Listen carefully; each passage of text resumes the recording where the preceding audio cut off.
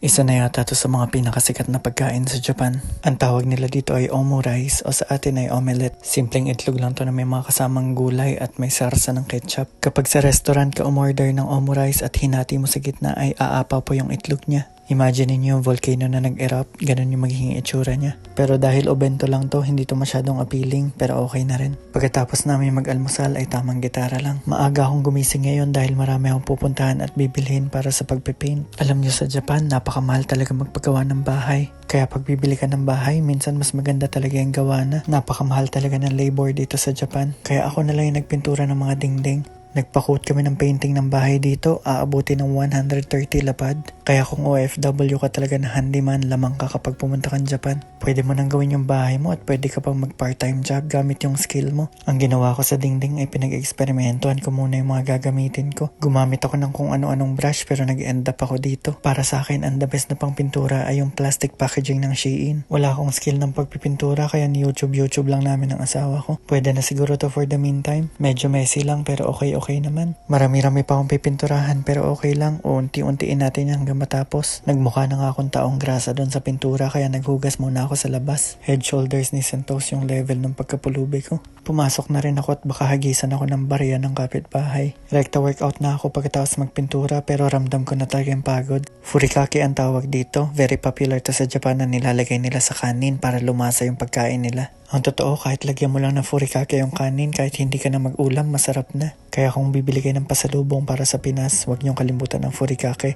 dahil isa to sa mga pambatang pagkain ng mga Hapon. Tingnan niyo nung binudbud ko, ang sarap na ng itsura niya. Maraming flavors ang furikake. Ang flavor nito ay sukiyaki. Ang ibig sabihin ay thinly sliced meat. Lasang-lasa mo talaga yung baka. Rekta house chores na rin pagkatapos ng dinner. At huwag natin kalimutan mag-personal development.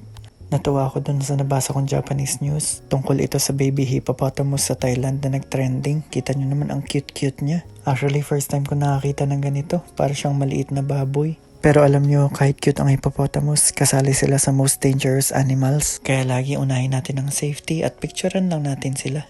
Tapos na naman ang araw pero natapos natin ang lahat ng gagawin. Sablay-sablay man minsan pero basta ina-actionan natin. Ang lesson natin for today ay galing kay Robert Collier. Sabi niya, success is the sum of repeated efforts day in and day out. Basta tuloy-tuloy kahit dahan-dahan, kahit 1% better lang tayo dun sa yesterday self natin, okay na yun. After ng ilang years, iisipin natin kung mag-succeed tayo in the future ay mabuti. Kung hindi naman, at least wala tayong pagsisisihan dahil ginawa natin yung best natin. Parang itong pagpapatulog ko kay Mika, after ng ilang attempts, ayun, naiwanan ko na rin siya. May technique ba kayo kung paano ibaba ang baby pagkatapos patulugin? I-share nyo naman sa comment para matutunan ko. Hirap na hirap kasi ako patulugin to. Yun lang, bye!